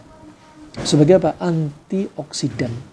Ya, untuk membersihkan racun, oksidan, radikal bebas dalam tubuh kita. Ini bagus sekali dengan tebu. Juga polifenol ini sebagai apa fungsinya? Yang ada di dalam tebu ini sebagai antivirus. Dia juga sebagai anti alergi. Dia juga sebagai anti radang. Antivirus, anti inflamasi, juga anti alergi. Masya Allah. Ini di antara manfaat tebu. Dia juga mengandung vitamin dan mineral. Mengandung vitamin dan mineral. Di antara kandungannya adalah kalsium, fosfor, besi, mangan, karbohidrat, protein, zinc, kalium, natrium. Banyak sekali kandungannya. Juga yang asiknya pada tebu ini, indeks glikemiknya dan kalorinya rendah, sangat rendah. Sehingga tebu walaupun manis itu bisa dikonsumsi untuk orang kencing manis, bahkan sebagai obatnya kencing manis. Subhanallah. Nah, ini sudah teruji coba. Nah, sudah teruji coba, bahkan sebagian saudara-saudari kita ada yang sudah mempraktekannya, bahkan menjadikan produk mereka untuk dijual ke Eropa, ke Amerika, ya, ke Barat, ke Eropa, ke Saudi Arabia juga dijadikan produk, ya. Dan masya Allah banyak yang sembuh dengan izin Allah Subhanahu Wa Taala. Tebu untuk apa? Diabetes, kencing manis. Karena berapa banyak orang jika menderita kencing manis, pantangannya nggak boleh manis-manis, ya. Maka itu merupakan suatu yang berat bagi mereka, sehingga apa? Produk ini sangat manfaat. Tebu yang manis, tetapi bukan pantangan bagi kencing manis, bahkan sebagai obat. Bahkan dalam buku Sahih Tibbin Nabawi min Mandhuril Mu'asir disebutkan bahwasanya kurma juga, yang kurma ini sangat manis, itu juga menjadi obatnya kencing manis jika dikonsumsi dengan dosis yang tepat. Yaitu apa? Yaitu dengan dosis yang tepat 100 gram satu hari. Setelah kita timbang, katakan kurma sukari berarti 3 biji di pagi hari dan 3 biji di sore hari. Itu sebagai dosis kencing manis dari kurma. Masya Allah. Nah, demikian rahimana rahimakumullah jami'an. Kemudian juga di antara manfaatnya tebu ini ada padanya sukrosa dan fruktosa. Dia juga kaya akan serat, ya. Kaya akan serat. Juga dia mengandung asam glikolat. Yang mana asam glikolat menurut kedokteran modern, ya, mereka menyebutkan asam glikolat ini adalah sangat bagus untuk kasus radang dan infeksi kulit, dan bagus untuk penampilan kulit, menjaga kulit tetap segar, ya, tetap glowing kata mereka. Nah, kemudian juga kandungan mineralnya pada tebu. Kandungan mineral pada tebu, ya, juga bagus untuk osteoporosis, terutama untuk orang-orang lansia. Ini sangat bagus. Tebu untuk lansia sangat bagus untuk kasus osteoporosisnya, ya, untuk kasus yaitu membersihkan ususnya, menjernihkan pandangan matanya, ya, untuk membuat kulitnya tetap lebih segar untuk orang lansia ini. Dan jika dia juga mengandung vitamin-vitamin untuk kebutuhan orang-orang lansia, ya, juga dia bagus sebagai antioksidan karena banyak oksidan radikal bebas yang sudah dia konsumsi dari kecil sampai tuanya, ya. Dan dia juga bagus untuk jantungnya sekaligus untuk kasus kolesterol, kencing manis, asam uratnya. Ya, Masya Allah, manfaat yang sangat banyak sekali dari tebu, ya, dari tebu. Termasuk untuk kasus ibu hamil. Untuk kasus ibu hamil juga demikian, sangat bagus, ya, sangat bagus, terutama ketika sedang mual. Ini tebu juga bermanfaat, tebu ataupun jahe, ya, sangat bermanfaat. Tetapi dikonsumsi kapan? Ketika dibutuhkan saja, jangan terus menerus. Kemudian tebu ini juga diantaranya dia untuk mengurangi stres, ya, dia untuk mengurangi stres sebagaimana disebutkan tadi para ulama, ya, disebutkan ulama masa lalu diantaranya Affan bin Muslim As-Saffar, ya, bahwasanya ini untuk mengurangi stres. Tebu untuk mengurangi ketegangan pembuluh darah, juga arteri, juga hipertensi, ya, aterosklerosis, pengapuran pada pembuluh darah, ya. Juga dia untuk mengobati stroke, menaikkan imun, juga vitamin C-nya sebagai antioksidan, dia juga untuk menjaga ginjal, baik saluran kemihnya semuanya, juga sekaligus dia sebagai detox, ya.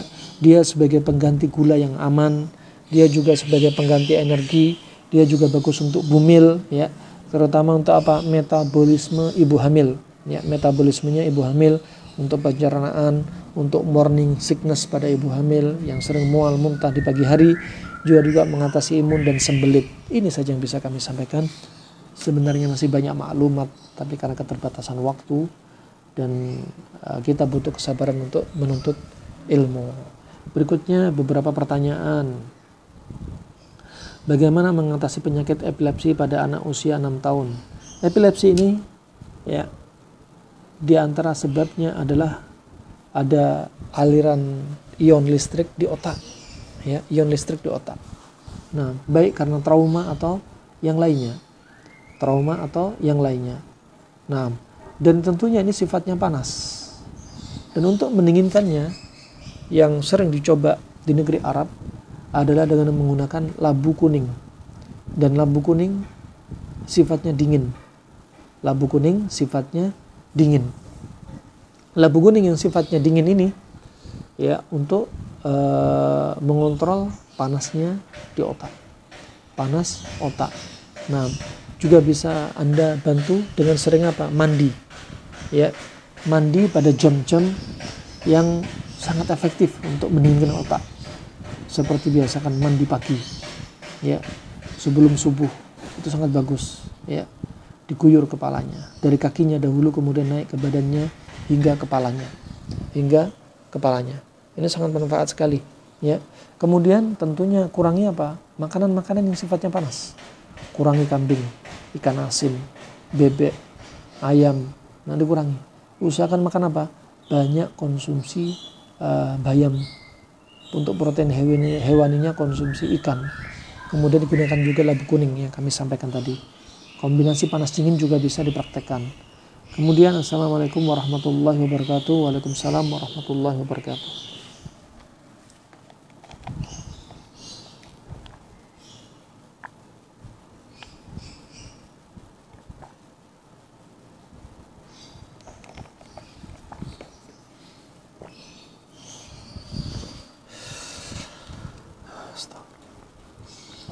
Pertanyaan ketiga. Assalamualaikum Ustaz. Waalaikumsalam warahmatullahi wabarakatuh. Semoga Ustaz selalu dalam lindungan Allah, amin. Ingin bertanya, setelah Ana melahirkan anak ketiga dengan normal, sudah 3 bulan setelah melahirkan, flek-flek terus tipis. Kalau tanya ke bidan katanya itu hal yang wajar apalagi sedang menyusui. Jadi rahim dibersihkan. Betul. Nah, itu terkait dengan hormonal. Karena di ovarium inilah yang berpengaruh, ya. Ovarium terkait dengan pituitari, terkait dengan tebel tipisnya rahim, ya. Semua kaitannya sama hormon. Ada orang yang langsung bersih, ada orang yang lama. Kenapa? Kait hormon. Dan ini termasuk perkara yang nggak bisa kita lihat. Pituitari nggak bisa kita lihat. Nah, kemudian pertanyaannya, anak pertama dan kedua melahirkan sesar dan setelah nifas selesai sudah bersih. Sebelumnya kan apa? Sesar, ya. Adapun hormon ini apalagi terkait dengan normal, ini pengaruh juga. Nah, berbeda dengan sekarang. Apakah penyebabnya? Iya, penyebabnya ini dia. Sesar sama enggak beda. Nah, tetap beda. Nah, kaitannya bedanya apa? Kembali ke hormon. Seperti ada orang enggak haid berbulan-bulan. Apa sebabnya? Hormon juga. Seperti ada orang haidnya berlebihan sampai banjir, sampai timbul anemia. Kaitannya apa? Hormon. Ya, ada orang mandul, hormon. Ada orang dinding rahimnya tipis, tebal, hormon. Semuanya kembali pada hormon. Dan ini juga kembali pada hormon. Dan ketika Anda menyusui, sebenarnya itu adalah proses Anda untuk apa? Membantu proses kontraksi pada rahim. Makanya di antara terapinya, satu, Anda tambah porsi untuk menyusui bayi Anda. Terus ketika Anda menyusui ada rangsangan di payudara, Saat itu rahim mengadakan kontraksi dan saat itu dibersihkan. Itu pengaruh. Kedua, pola makan Anda. Pola makan Anda adalah merupakan terapi terbaik untuk mengobati hormon. Pola makannya bagaimana? Panas dingin sebagaimana kami sampaikan. Ya, seperti apa? Silakan lihat link kajian, ya, link YouTube kami dengan tema dahsyatnya kombinasi panas dan dingin. Silakan simak. Dan itu sangat membantu sekali. Sangat membantu sekali. Kemudian yang berikutnya apa? Yang membantu hormon dan metabolisme, Anda tetap olahraga. Lakukan olahraga. 3 hal ini perlu Anda lakukan bersama-sama. Nah, kemudian yang berikutnya, Masya Allah pertanyaan sangat banyak. Untuk menyembuhkan kutu, ketombe, dan telurnya, bagaimana cara pemakaiannya dan berapa kali dalam sehari? Kami sudah sampaikan tadi, untuk menyembuhkan atau mengusir kutu, mengusir ketombe, pertama kita harus tahu sebabnya. Pahami kesederhanaan, simpelnya konsep panas dingin. Nah, sangat simpel sekali. Kalau Anda mungkin belajar TCM, kita mungkin lama menemukan benang merahnya karena butuh waktu belajar, dan Anda belajar dengan ahlinya, Anda menghafalkan herbalnya, afinitasnya, arah kerjanya kemana, demikian. Tapi Anda diajarkan di sini simpel sekali. Panas dingin sangat simpel. Kita katakan pahami konsep kesederhanaan panas dingin. Kenapa? Karena sederhana. Nah, tanpa Anda harus belajar banyak.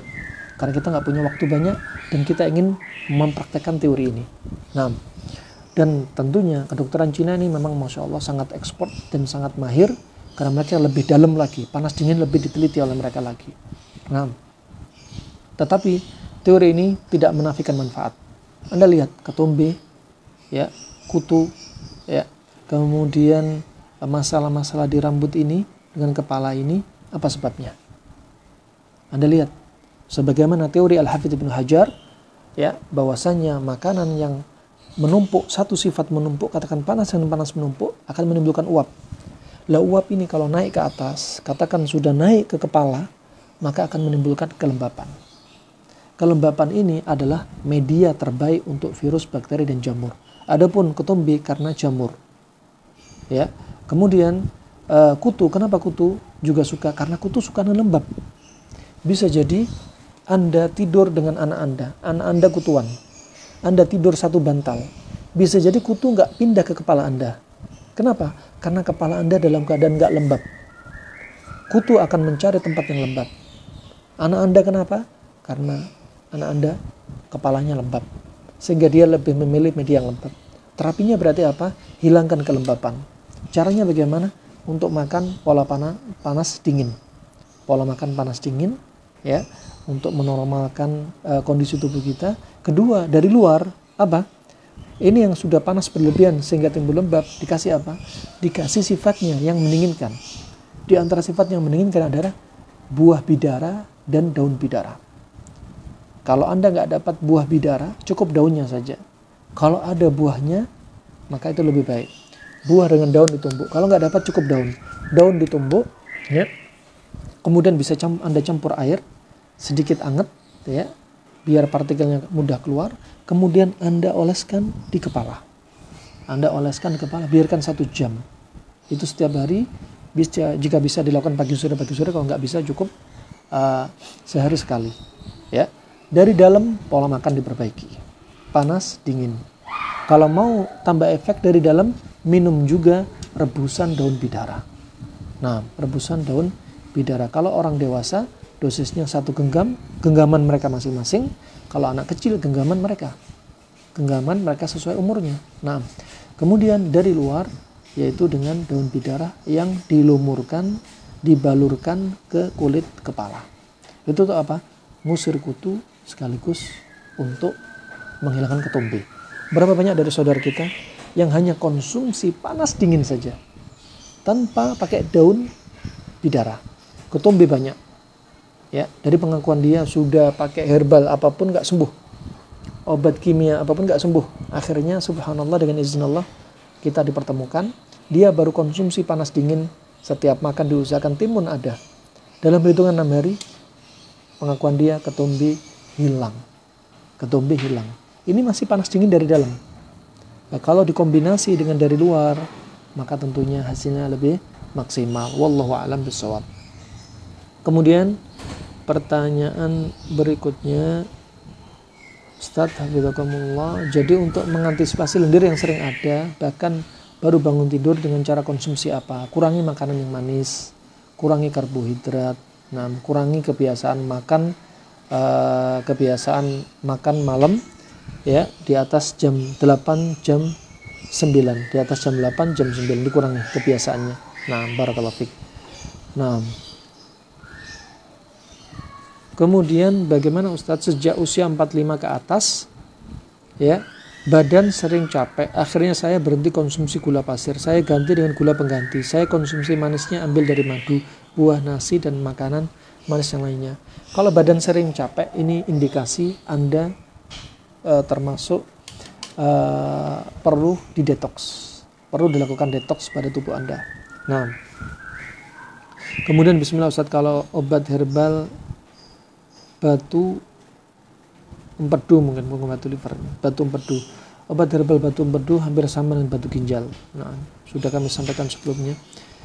Bagaimana antara mata untuk anak kecil yang sudah minus? Pertama, mata minus bisa jadi ada masalah pada anak terkait dengan apa? Peredaran darah ke arah mata.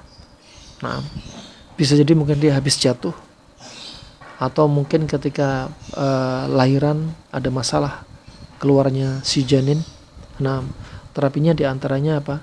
Biasakan anak Anda renang ya, minimalnya sepekan 2 kali. Usahakan renang terus menerus. Kemudian yang berikutnya, usahakan makan makanan yang warna kuning seperti wortel ya, dan lain sebagainya. Kemudian kebiasaan yang berikutnya juga, untuk dari proteinnya kalau bisa ambil juga mata ikan ya, untuk dikonsumsi, kebiasaan mata ikan. Kalau enggak, mungkin bisa ambil vitamin, yaitu dari puskesmas, dari rumah sakit, berupa vitamin A untuk membantu. Tetapi juga demikian, jangan digunakan dalam waktu panjang ya, karena di antara efeknya akan menyebabkan rambut rontok. Masih banyak sekali ikhtiar yang lainnya ya. Untuk anak kecil tentunya kasus nggak terlalu berat, maka obati peredaran darah dia agar lancar ke mata, kemudian yang pertanyaan berikutnya, kalau minum es tebu yang banyak dijual pinggir jalan, bagus nggak?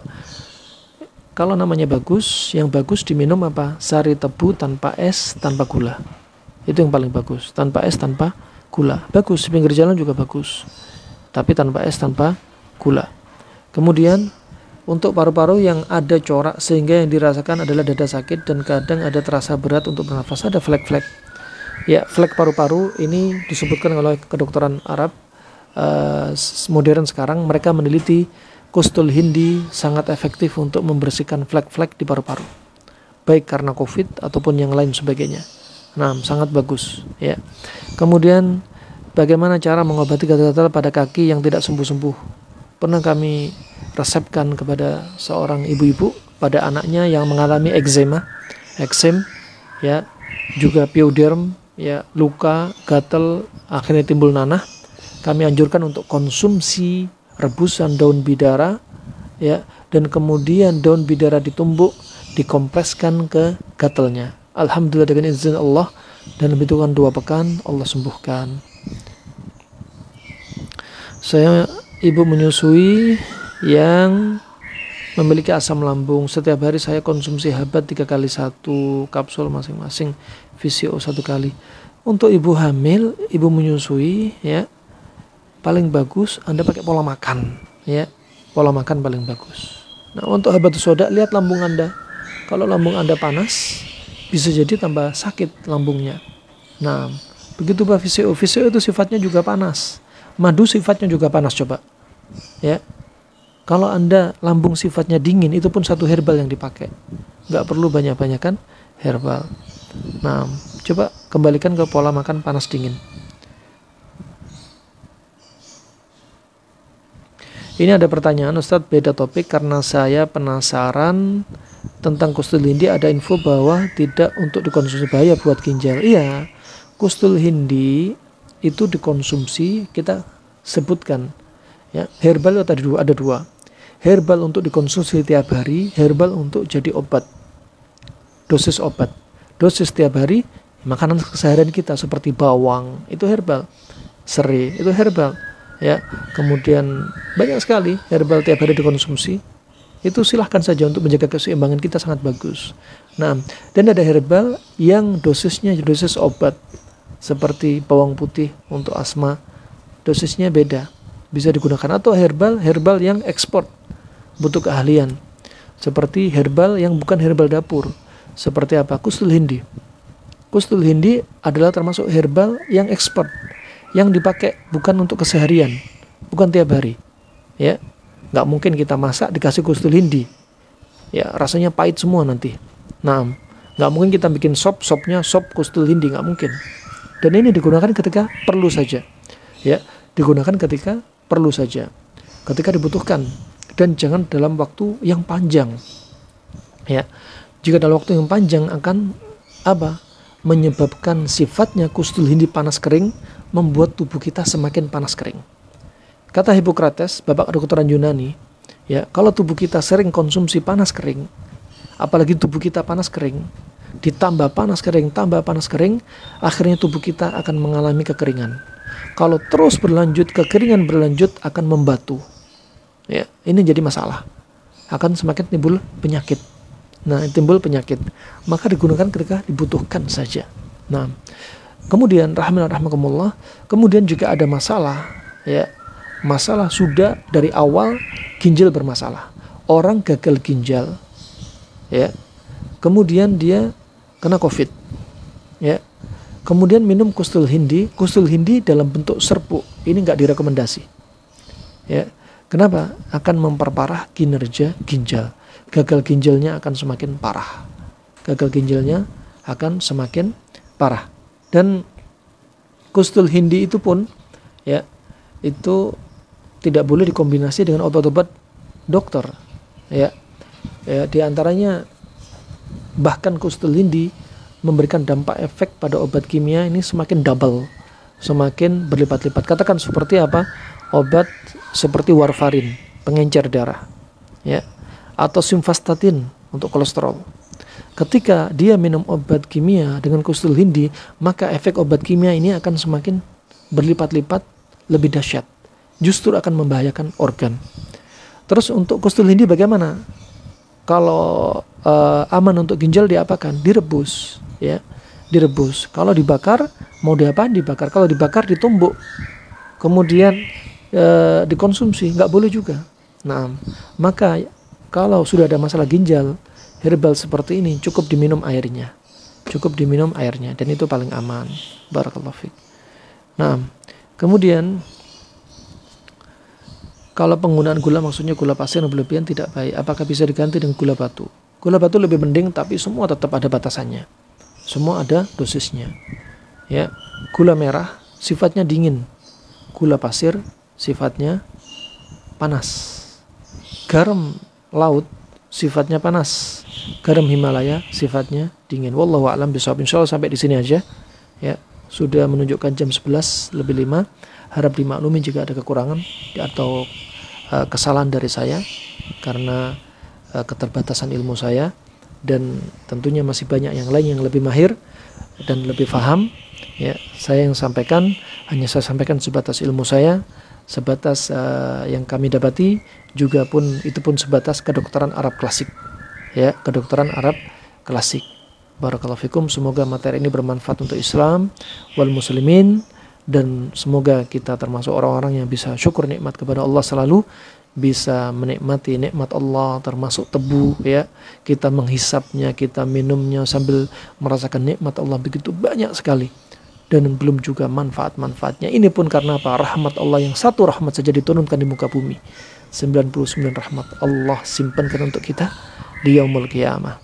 Nah, semoga Allah mudahkan kita untuk selalu menjalankan ketaatan kepada Allah Subhanahu wa taala, dan menjauhkan segala kemaksiatan kepada Allah Subhanahu wa taala. Amin ya rabbal alamin. Dan semoga Allah wafatkan kita dalam keadaan husnul khatimah. Barakallahu fikum.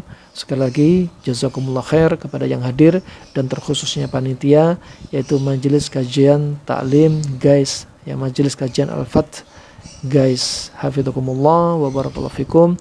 Subhanakallahumma bihamdik asyhadu an la ilaha illa anta astaghfiruka wa atubu ilaik. Wassalamualaikum warahmatullahi wabarakatuh.